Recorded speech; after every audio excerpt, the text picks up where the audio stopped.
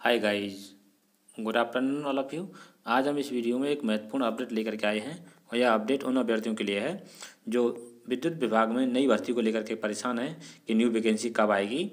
तो एक official order के माध्यम से हम आपको पूरी जानकारी देंगे कि जो वैकेंसी आने वाली है उसका किस तरह से प्रोसेस होगा। और विद्युत विभाग में एक बैठक हुई थी, उस बैठक में जो निर्णय लिए गए हैं कि लाइनमैन की जो जगह हैं जो पहले हटा दी गई थी उनको किस तरह से भरना है, ये पूरी जानकारी हम आज इस वीडियो में देने वाले हैं। यदि आप चाहते हैं इस तरह के वीडियो का नोटिफिकेशन आपको मिलता रहे तो आप हमारे चैनल को सब्सक्राइब करके बेल आइकन दबा सकते हैं। चलते हैं वीडियो शुरू करते हैं। जैसा कि आप देख पा रहे होंगे, एक उत्तर प्रदेश पावर कॉरपोरेशन की तरफ से लेटर जारी हुआ है, वो स्पीड पोस्ट और मेल के द्वारा प्रत्येक डिस्कॉम को भेजा गया है। और यहाँ आप देख सकते हैं संबंध जो विषय है आउटसोर्स एजेंसी के माध्यम से नियोजित कार्मिकों के संबंध में, यानी कि जो आउटसोर्स के द्वारा जो रखे गए हैं विद्युत विभाग में लाइनमैन हैं या TG2 हैं या SSO हैं, इनके संबंध में एक प्रक्रिया जारी की गई है कि उनको नियोजित करना है। तो कैसे करना है उसके बारे में एक विद्युत विभाग में बैठक हुई थी। शॉर्ट में बता देता हूँ, आप इसे पढ़ के देख लीजिए। जैसे कि आप देख रहे हैं, दिनांक 12 जनवरी 2023 को संपन्न हुई बैठक की कार्रवाई में प्राप्त निर्देशों के क्रम में कार्यव्रत संलग्न कर प्रेषित किया जाए और उक्त बैठक में माननीय सभापति एवं श्री संजय शर्मा के द्वारा निम्न बिंदुओं पर विचार करने हेतु निर्देशित किया गया है। अब देखिए बिंदु नंबर 1 क्या है। यहाँ पर जो मैंने आपको बता ही दिया, जो संविदा कर्मी के रूप में कार्य कर रहे हैं विद्युत विभाग में, उनके लिए बहुत ही गुड न्यूज है कि विभाग ने ये बैठक की है, उसमें क्या क्या निर्णय लिए गए हैं। पहला बिंदु दिया गया है, लाइनमैन का पैनल बनाकर उसका छोटा मोटा टेस्ट करके उनकी भर्ती की जा सकती है। यानी कि जो प्रेजेंट टाइम में संविदा के रूप में कार्य कर रहे हैं विद्युत विभाग में, उनको एक तरह से नियोजित करने की ये प्रक्रिया पर एक बैठक हुई है।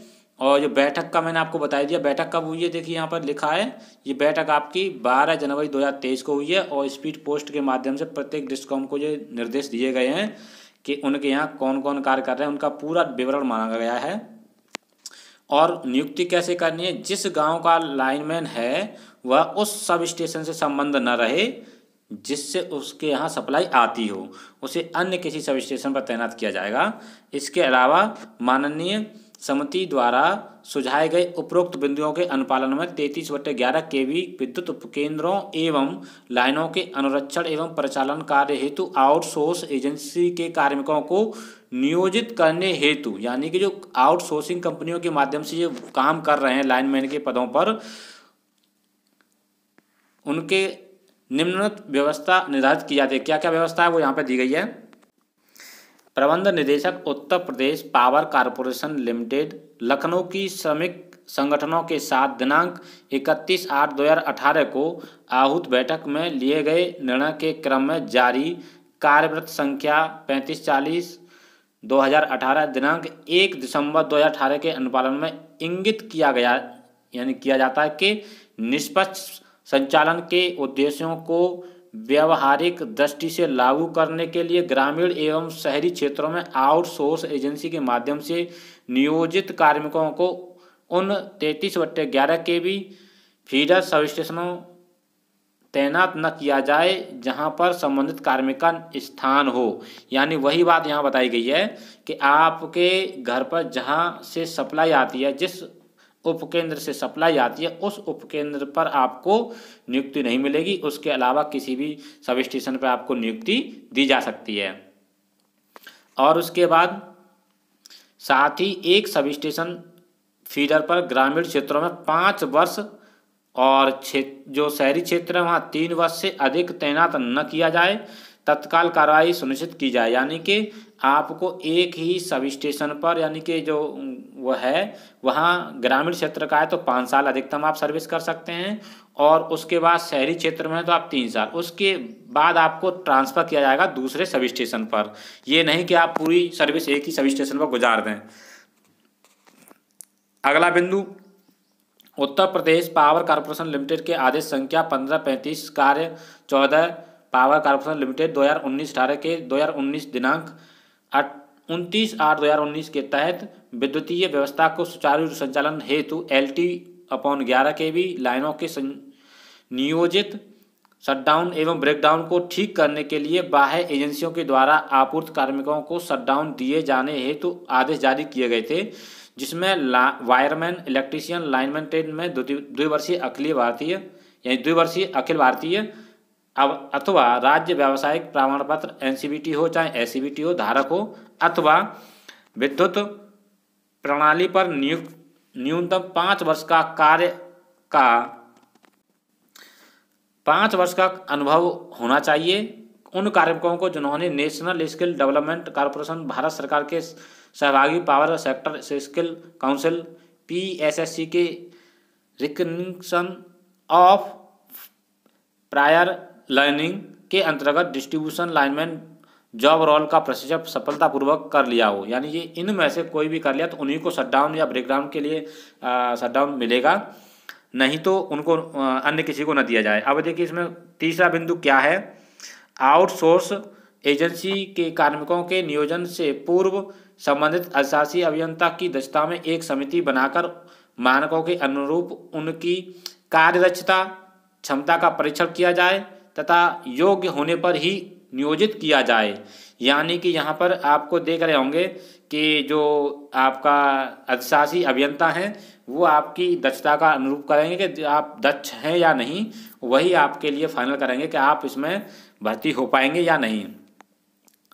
अगला पॉइंट दिया है, आउटसोर्स एजेंसी द्वारा उपलब्ध कराए गए कार्मिकों को नियोजित करने से पूर्व उनकी कार्य में दक्षता निपुणता का परीक्षण कराकर योग्य कार्मिकों को नियोजित किया जाए। और अगला बिंदु आपका दिया गया है, डिस्कॉम के अंतर्गत कुशल आउटसोर्स कर्मियों को हॉटलाइन पर कार्य करने हेतु क्षेत्र एवं मंडल स्तर पर प्रशिक्षण, यानी उनको प्रशिक्षण भी दिया जाएगा उनको मंडल लेवल पर, ताकि विद्युत दुर्घटनाओं पर अंकुश लग सके। इसके अंतर्गत या अतिरिक्त लाइन स्टाफ लाइन पर कार्य करते समय समस्त सुरक्षा उपकरणों यथा helmet, safety belt, hand gloves होता है, ये थोड़ा गलत, हैंड ग्लव्स होता है, आदि उपकरणों का उपयोग या प्रयोग करना सुनिश्चित करेंगे।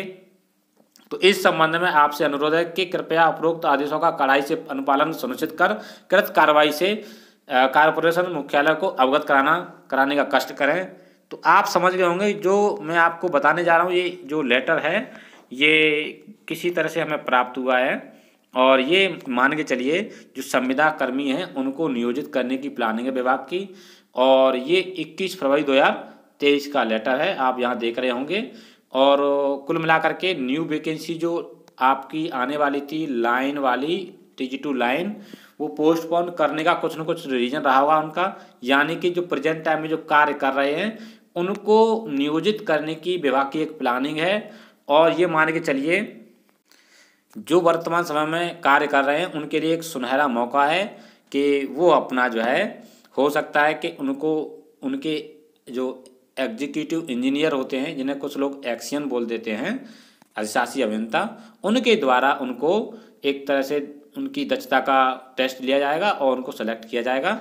तो देखिए ये बहुत ही अच्छी गुड न्यूज़ है उनके लिए जो बहुत दिनों से कम रुपयों पर अपनी जो है विभाग को सेवा दे रहे थे, उनके लिए कि इतने समय से वो अपना विभाग के लिए कार्य कर रहे हैं, तो उनके लिए गुड न्यूज़ है। अब इसमें ये मेरे अनुसार जो वैकेंसी आने वाली थी, काफ़ी लोग ये कमेंट कर रहे थे कि क्या TG2 लाइन की वैकेंसी आएगी जो पहले पोस्टपोन हो गई थी। तो अब आपको मैंने पहले भी बताया था TG2 लाइन की वैकेंसी आना मुश्किल है, और इस लेटर के माध्यम से भी आपको ये पता चल गया होगा कि अब TG2 लाइन की जो वैकेंसी आई थी पहले 4000 से ऊपर थी, वो अब नहीं आएंगी। अब ये किस मेथड से भरी जा रही हैं आप यहाँ देख सकते हैं। ये विभाग की गोपनीय एक बैठक हुई थी, उसके माध्यम से आपको यहाँ मालूम पड़ गया होगा कि जो प्रेजेंट टाइम में संविदा के रूप में कार्य कर रहे हैं उनके लिए एक नियोजित करने की प्लानिंग है विभाग की। ये थी आज की अपडेट। वीडियो अच्छा लगा हो तो लाइक करें, शेयर करें, और यदि आप चाहते हैं इस तरह के वीडियो का नोटिफिकेशन आपको मिलता रहे तो आप हमारे चैनल को सब्सक्राइब करके बेल आइकन अवश्य दबा लीजिए। और इससे संबंधित और भी हमें कोई अपडेट मिलती है तो हम आपको अवश्य सूचित करेंगे। मिलते हैं नेक्स्ट वीडियो में। Thanks for watching this video.